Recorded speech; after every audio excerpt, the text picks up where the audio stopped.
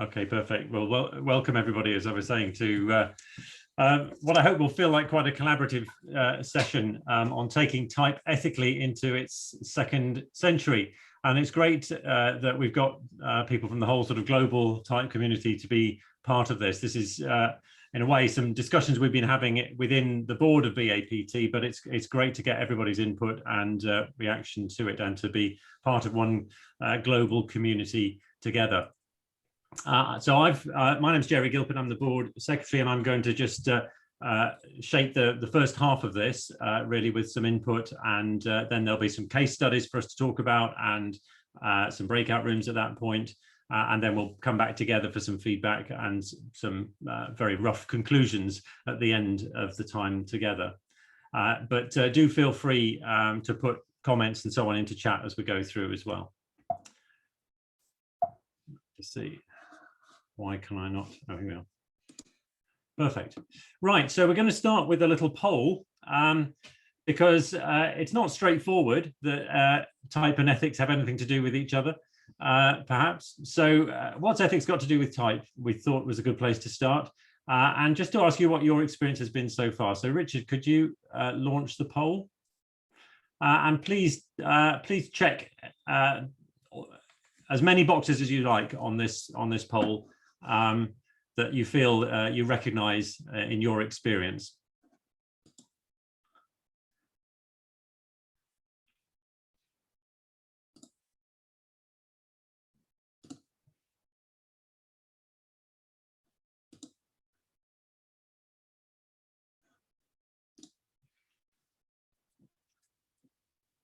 Quite a little bit of reading to do with this, so we probably need to give it a minute or two to get the responses all in.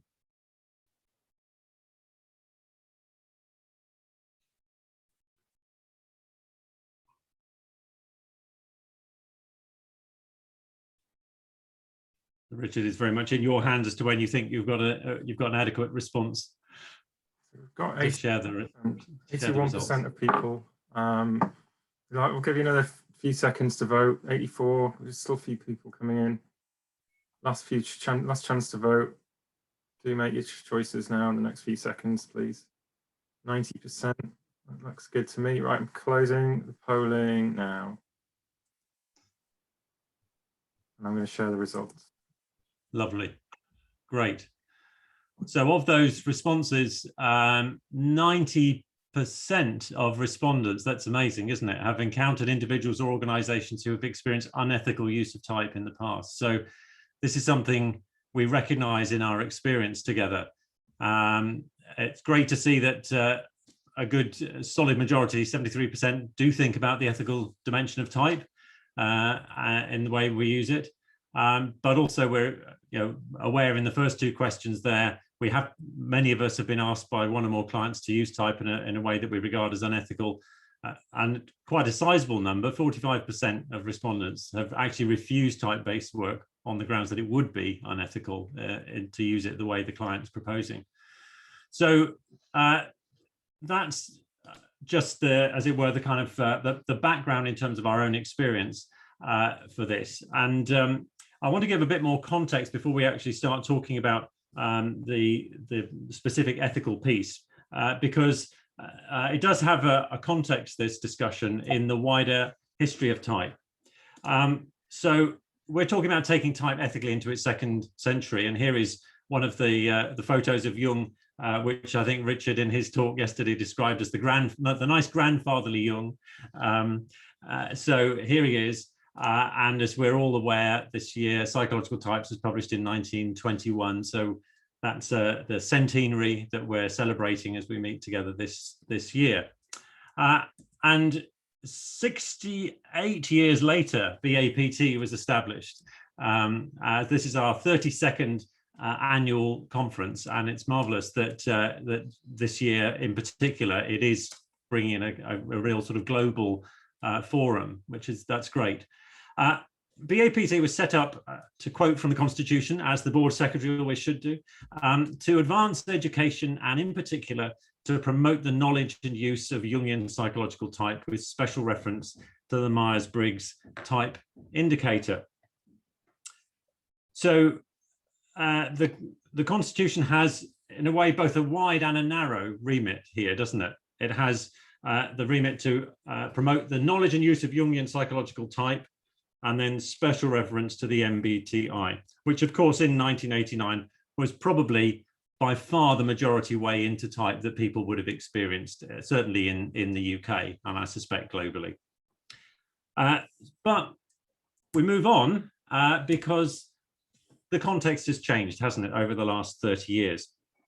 So now we've had huge changes and advances in society and technology, in psychometrics, in the way psychometric testing is carried out. BAPT was a small group of, if you like, experts and committed users in 1989. And the MBTI at that stage was pencil and paper only. And now we're into quite a different context in terms of thinking about psychometrics and type and working with people. Coaching really wasn't something that was even talked about in 1989, or hardly. I'm not quite sure when John Whitmore's Coaching for Performance first came out, but it would have been somewhere probably in the late 80s, I think. So not only has been that wider change of context, but we've now got a huge variety of type instruments. Back in 1989, it really was pretty much just the MBTI. Sorry, let me just go back. But now, of course, we've got Type Coach, we've got the Pearman, we've got the majors, to name only the ones that have been developed by people who are speaking at this conference. So there's a variety of ways, even into the sort of classic MBTI type approach to Jungian type. And there are a variety of approaches as well, which go well beyond those instruments. So temperaments, interaction styles, cognitive functions. We've got John Beebe's work in depth typology. We've got lots of insights from neuroscience and brain mapping, and Dario's work on that, and the way in which that maps onto a lot of the neuroscience that's going on at this stage. So lots of different approaches, as well as lots of different type instruments. And as a result, there's been a huge explosion of informal interest and critique in type.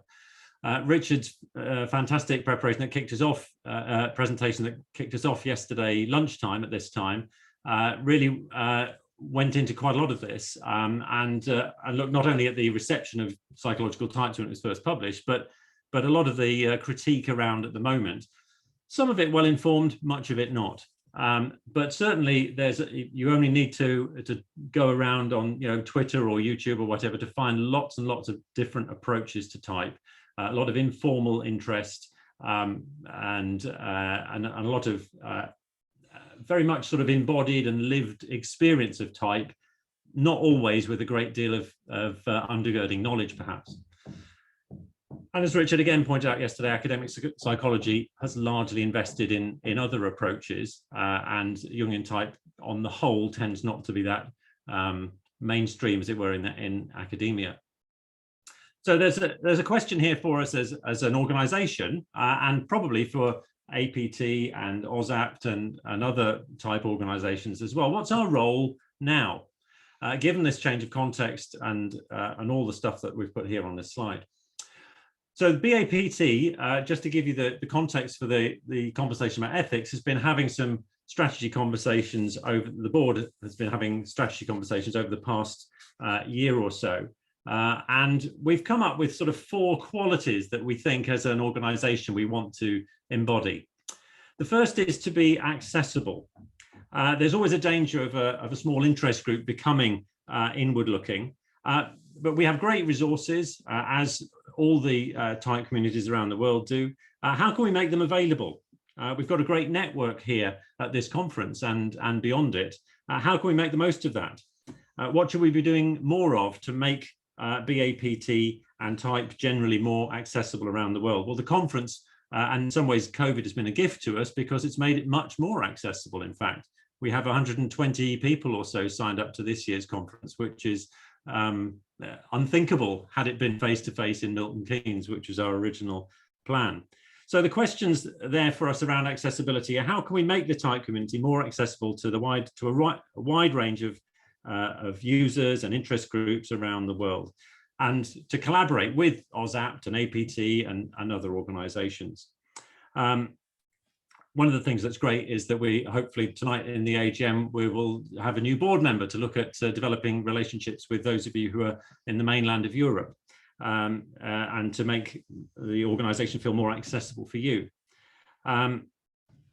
Type is about personal growth, and this is a topic that the world needs. So how can we be accessible is the first question. Second word that we came up with was inclusive.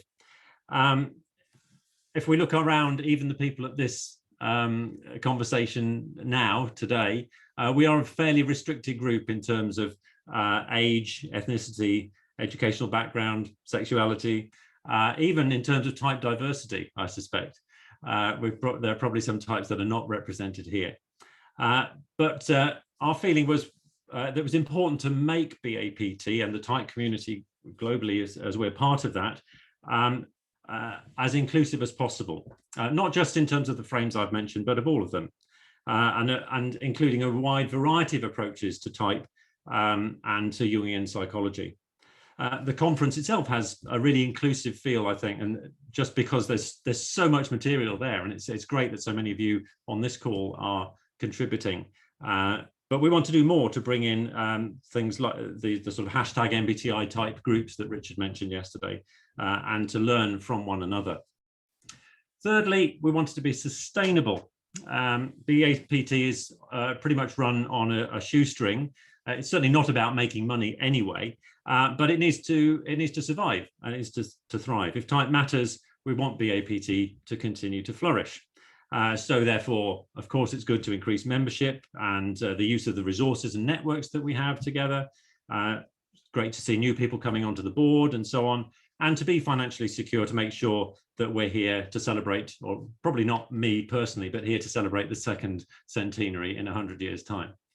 And then the fourth plank, so we come to the ethics, finally, they say, is to be standing for an ethical use of type. Type is really only as good as an instrument as the way we use it. And we're all aware, as we can see from that poll right at the start, that it's possible to use type badly, and we've come across people for whom it has not been used as well as it should have been. So we were feeling, actually, this is a space that we want to occupy, as it were. This is a pitch that we can play on that's defined by these four lines. We want to be and to stand for an accessible, inclusive, sustainable, and ethical use of type. So we thought, well, ethical, that's something we can talk about at the conference and something that people will easily be able to collaborate on. So that brings us to our ethical principles. And we did some work together as a board, using work that was around there already. So we're very grateful for other people's thinking in advance of us on this. But we pulled together essentially 3 ethical principles that we think are fairly easy to remember, because they all start with P. The first one is the person. All of these are going to be fleshed out in a moment by my colleagues on the board, not me. But to focus on the person is the first P. Secondly, to use the language of preference, P for preference.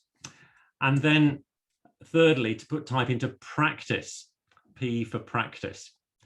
You will see, I think, probably in the chat about now, it's been there to download on the conference website as well, but I think Richard's posted into chat our ethical statement. And I'm going to invite my colleagues now to just say a little bit about each of those in turn. And Susan, I think, is going to take the first little section on the person.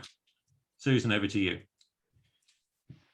Thank you. Yes, so when we looked at focus on the person, we really thought about that. It's all about the person having a working hypothesis of their best fit type, and then keeping looking at that best fit type. And I love Cindy's words yesterday, that it's developmental, not diagnostic, because the first look at type, a person might feel a certain type preferences fits with them, and then they need to keep working on it. So really important that the person is determining their best fit type. I mean, how many of you, just give me a quick physical show of hands, have had someone say to you, can you just tell me what you think my type is? Has anybody had that? Yeah, and we can't do that. the person has to determine their best fit type, because they're the only person that knows what's their core behaviors and what's the adapted style. So our role as practitioners is to help them in that journey. I mean, I think the longest I ever worked with someone who had preferences for ISTP, it probably took her about 4 one-day sessions to really get inside what did that type preference mean to her.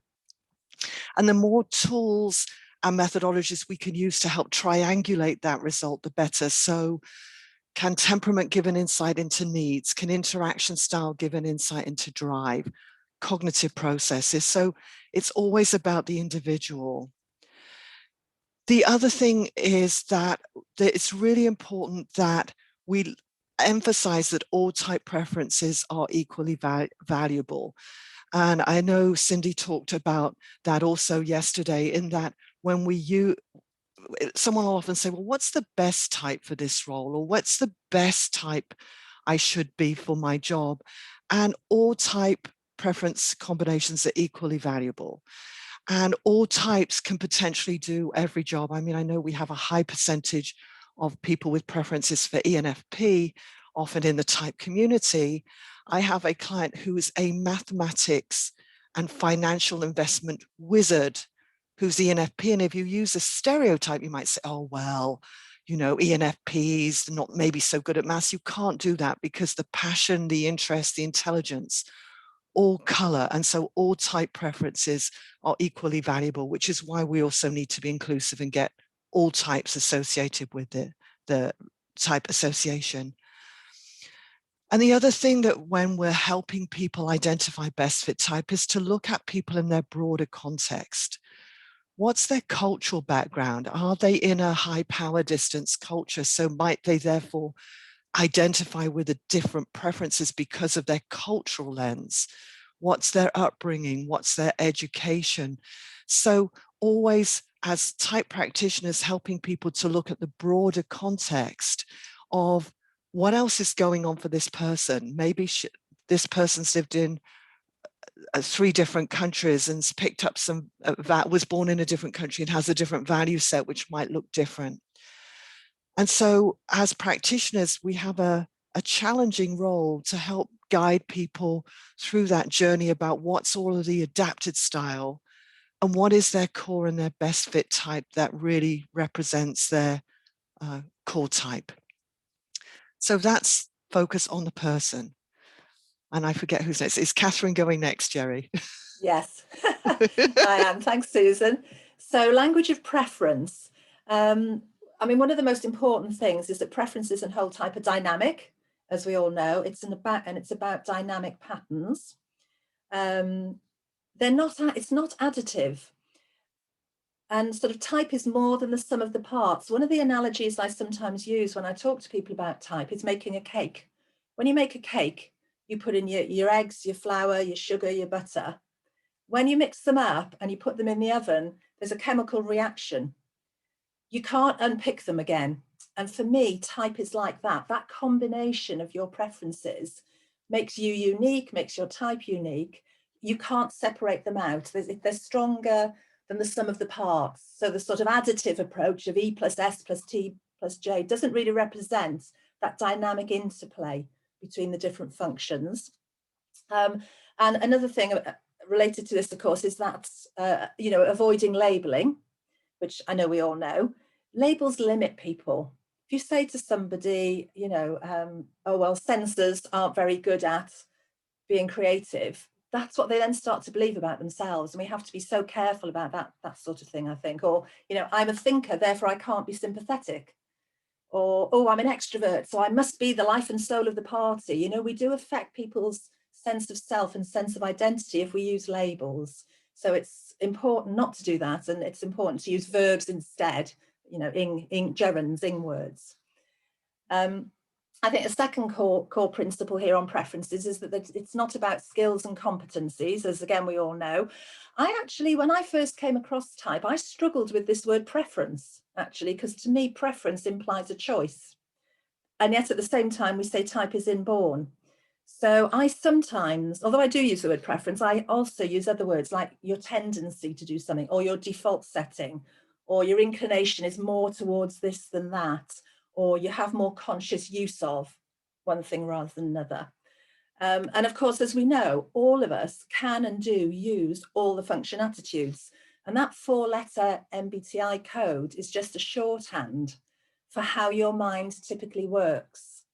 So your 2 middle letters, you know, if you're NF, and I know many people at this conference do have intuition and feeling preferences, all that's really saying is you've got more natural and conscious use of your intuition and your feeling, but you also have sensing and thinking perhaps buried more deeply in your subconscious. And people, when we first introduce type to people, it's very hard to get that across to them. I find myself often saying, you know, you've got all of them inside you, so that they get that idea. And of course, as we know, type should never be used for selection, or for use for choosing your life partner, or for many of the other uses that people on social media seem to use it for these days. So your mind has a preference or a tendency to work in a particular way, but that doesn't mean you're necessarily good at the associated skills. You know, you could have dominant extroverted feeling, but actually not always be very good in how you display that to others. So it's not about skills and competencies. And then I think our third bullet point is preferences are not predictive of behaviour. And I actually think this is the reason why type isn't very popular amongst the academics, because they want things that predict behaviour, but type doesn't predict behaviour because we always have a choice. And I know Isabel Myers, I think Cindy mentioned this yesterday, Isabel Myers talked about the items in the MBTI being straws in the wind that help you understand which way the wind is blowing. So the MBTI instruments and the other instruments use examples of everyday behaviour to get to deep-seated psychological tendencies. And sometimes we confuse behaviour with type, and our clients confuse behaviour with type. And type, I think, will always influence our behaviour, but doesn't determine it. As I said, we do always have a choice in how we behave. Your type doesn't make you behave in certain ways, but it does influence your choices. And then I think it's helpful for you to check, well, is this choice that I'm making, or is my type influencing me in a way that's helping me or hindering me? So for me as INTP, I'm not particularly drawn to the Kumo Space networking arena, but I can choose to go to it if I want to. So yeah, type does not predict behaviour. So that's the preference. I think it's over now to Sarah for the practice. Yeah, so the final thing that we're going to look at here is putting type into practice. And the first thing to be aware of is your own behaviour, choice of language, and use of examples. And certainly for me, I've been running type workshops for a very, very long time, quite a number of years. And I even now check myself to make sure that what I'm expressing and how I'm expressing things is not making excuses for either kind of my shortcomings or indeed others. And interestingly, I ask for feedback from individuals when I get the opportunity at the end of a type workshop because of the language that I use, because language is so, and constantly evolving, language is so important. The words that we use are so important and changing. And recently, when I was running a type workshop and looking particularly at the extroversion and introversion preferences, there were a couple of people who said to me, oh, you know, the way I had been talking about it and describing it had made it seem as if those people with a preference for so they thought those people with the preferences for introversion were stronger than those for extroversion. And I was like, really? Okay, need to go back and revisit that and think about that again, particularly as a kind of consistent extrovert myself. So just always kind of checking yourself as to where you are and what language you're using and examples. and as well to be really clear about the ethical approach to intellectual property and copyrights. And I won't say it here because this is being recorded, but I have recently come across the most shocking example of unethical behavior, and somebody, literally my jaw was open when someone was describing what they were doing, and I was like, that is so not okay. That is so not okay. You can't be doing that. So just always to be aware of that and to be engaging in the conversations.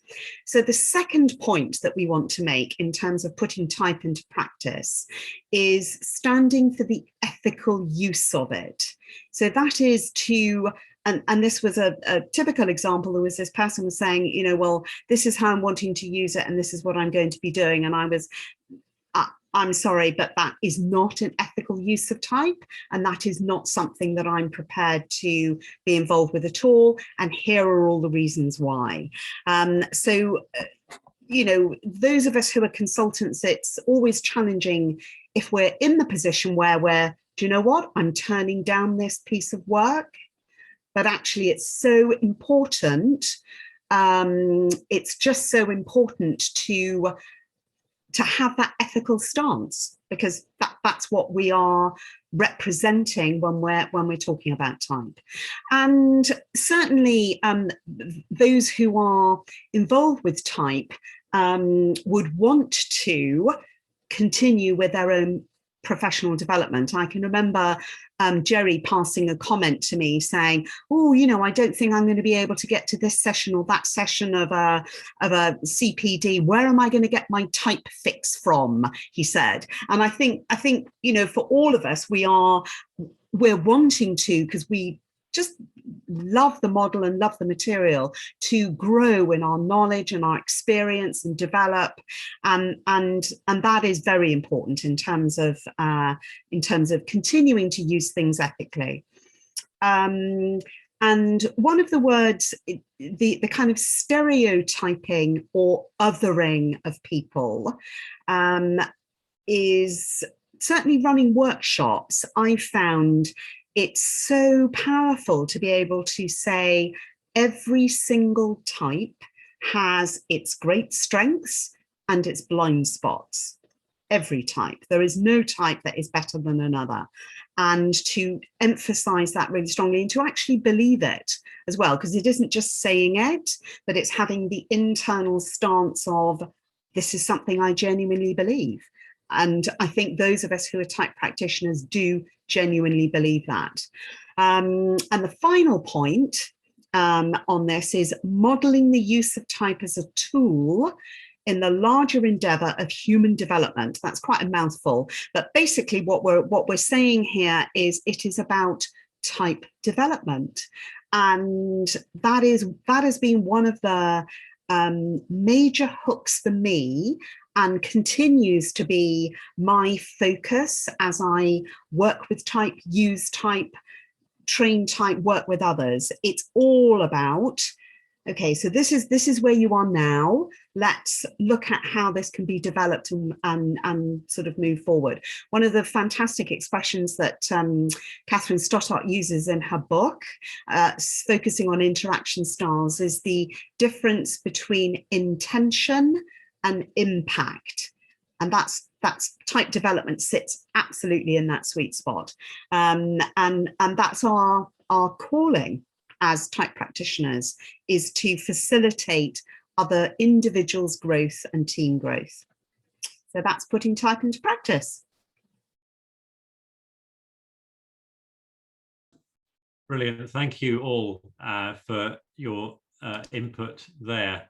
We've been, as you can imagine, working quite hard to make sure we stick to time with this, but we are almost precisely on time. So I'm going to give myself a pat on the head for that, but also give a virtual pat on the head to Sarah and Catherine and Susan. Thank you. So now you should see in the chat posted in a sheet of some case studies, because we thought in order to flesh this out, actually there's nothing better than trying to imagine ourselves into a situation where there might be some ethical issues to be talked about. So what we wanted to suggest or to invite you to do is to go into breakout rooms. I can see that we have quite large breakout rooms. It's brilliant. We've got 48 people on this call. So that's going to be 6 groups of 8, which is quite big, but it's probably manageable. So let's stick with that. If you're in room 1 or room 2, then have a look at case study 1 as your starting point. If you're in room 3 or 4, have a look at case study 2. And if you're in room 5 or 6, have a look at case study 3 as a starting point. There's also a 4th case study, which is extension work for those of you who work fast. So if you want to have a look at, if you finish with case study 1, have a look at 4, and then if you're working really fast, go back and look at 2 or 3 as well. But this is a chance not just to look at the case studies, but to introduce yourselves at the start to one another. It's great to build community as part of our aim to be accessible and inclusive, as well as to think about the ethical content here. So introduce yourselves at the start.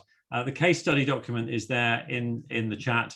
And after 15 minutes, we'll all come back together and we'll just go around and gather some feedback in terms of what you see the ethical issues to be in each of these case studies.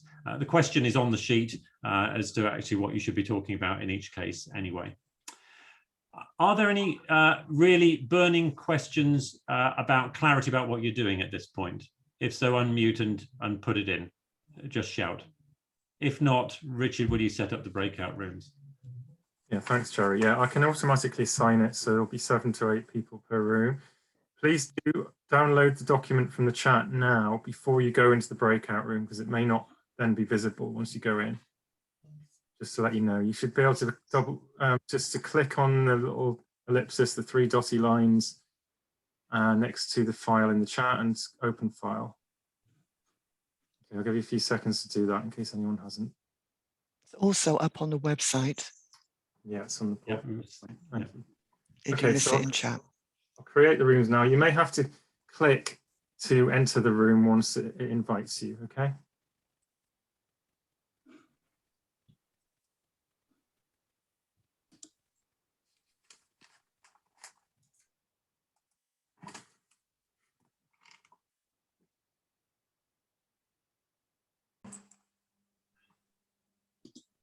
Great. So thank you very much to everybody. Hopefully now on my screen you can see a kind of series of boards here. I'm just going to ask to go around the rooms and just to get some feedback to see what you thought the key issues were, and we'll record them on this board, which is on a site called Miro, and you'll have access to come on here and just have a bit more of a think about it after the session if that's what you'd like to do.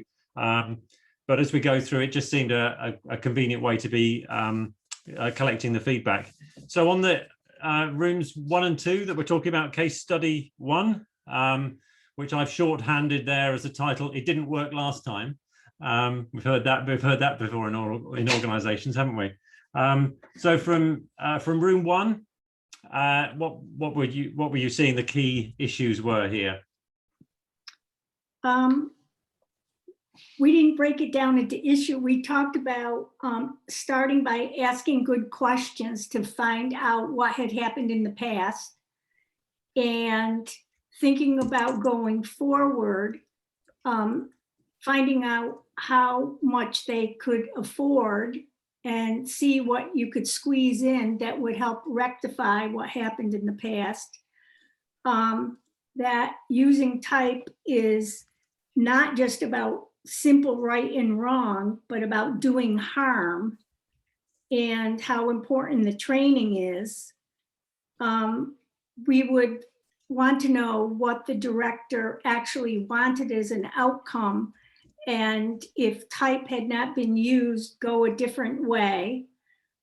Introduce interaction styles or temperament, de-emphasizing an instrument, and in a way sort of backing into type by focusing on the objective, alternative use approaches, considering no instrument at all. Great, thank you. Really interesting, because I was in group 2 and you obviously had quite a different conversation and covered some quite different ground, all of which sounds really interesting and valid. So that's fascinating. So can we come to room 2? I can debrief that if you like. Go for it, Ingrid. Okay, this is Ingrid here, and we identified 5 of the top 3 issues, so we're going to share those with you now. So we took the approach of thinking what were the sort of ethical issues that seemed to be around. So firstly, there seemed to be not enough time have been devoted to a proper exploration of type the previous time to be of value. We inferred that reports had just been handed out to people rather than there be a best fit debrief process and the opportunity for individuals to select the type that fitted for them the best. Thirdly, because of the issues that went on with introverts, I think leaving the team, we inferred that there hadn't been sufficient modeling of valuing preferences.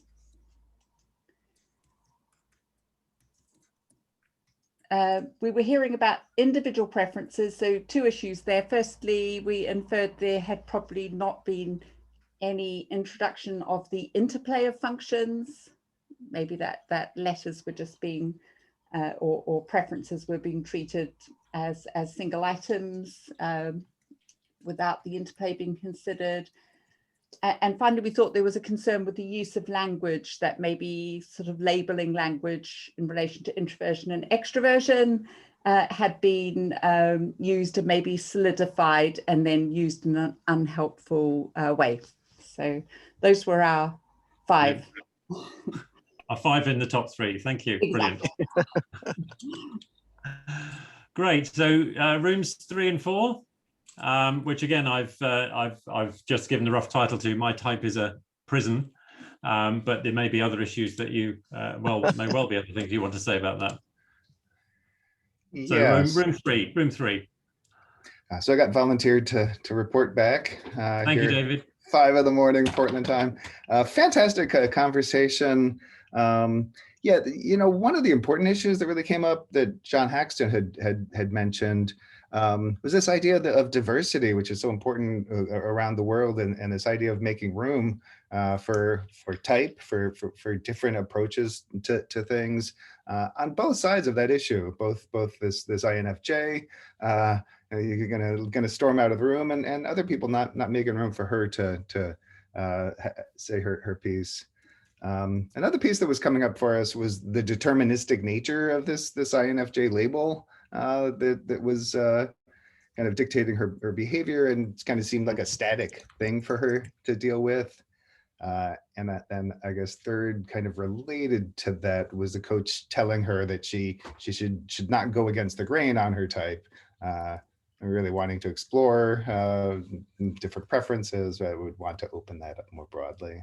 So that's what I had come up with anyway. Perfect. Thank you. Thank you for room 3. So room 4. I'm going to lose count in a minute, but I think we're room 4, aren't we? What else did you have to say about this?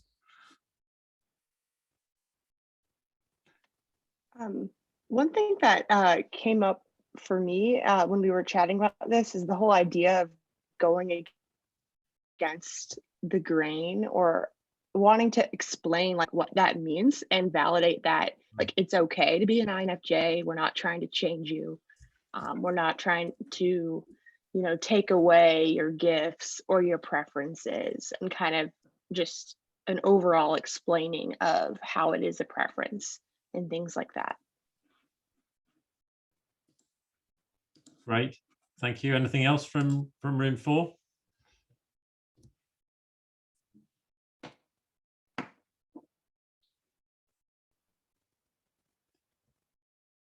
I'm going to be like the auctioneer, going once, going twice. In groups and out groups australization, I couldn't get it in time. It talked about the rarity. It talked about the rarity of the type.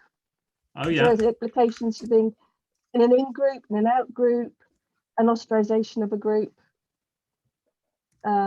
Because you label yourself as a rare person, and therefore you don't fit anywhere. Yeah. Great. Thank you. So let's whiz down to case study 3. It's not my fault. Type is not an excuse.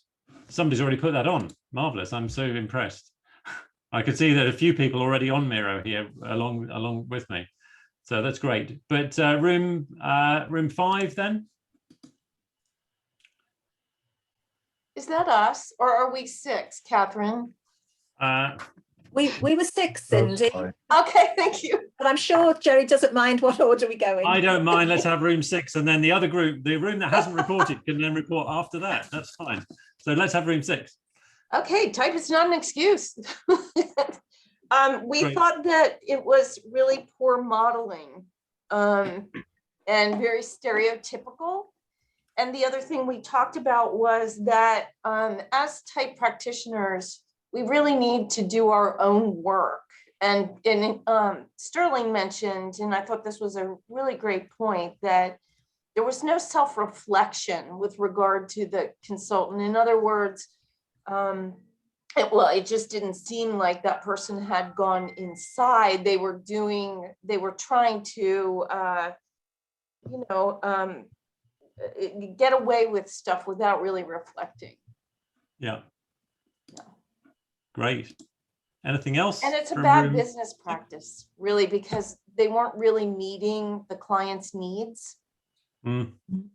There was also a sense of type is skill, making that kind of bad, like, oh, I have this type, so therefore I'm bad at this skill. Mm. Yeah.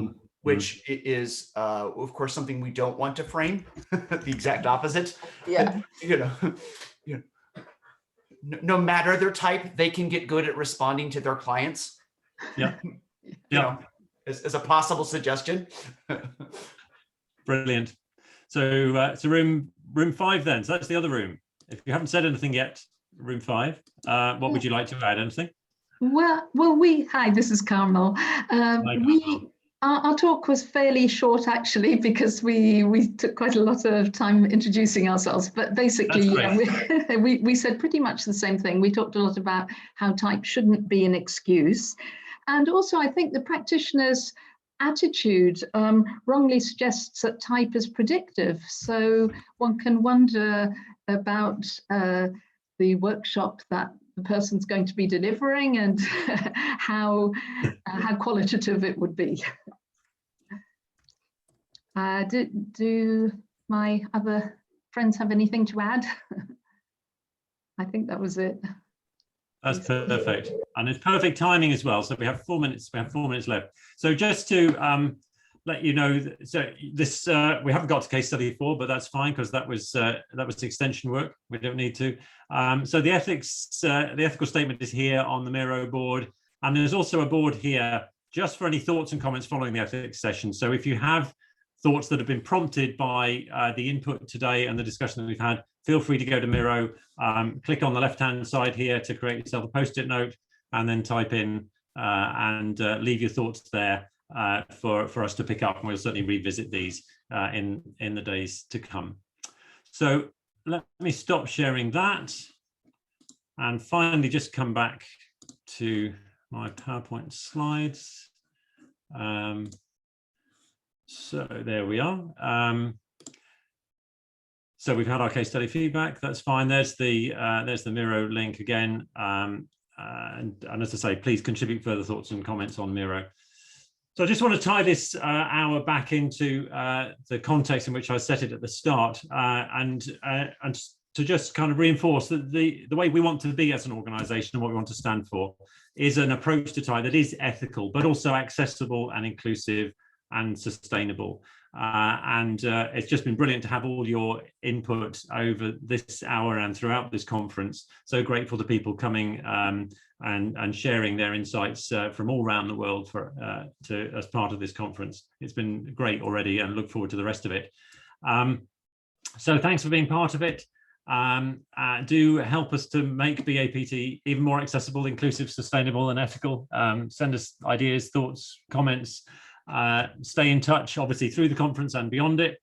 We've got our networking space at Kuma Space / Type Lounge. Perhaps some of us will go there after this and just chew over some of these issues and a little more length. And please enjoy the rest of the conference. So I think we are done at 2 o'clock. Is that right, Richard? Yeah, timing. Thank you, and thanks for your amazing presentation and facilitation. Thank you very much, Sherry. Brilliant. Thank you, everybody. See you at some other sessions throughout the next couple of days. Thank you so much for your input. Thanks.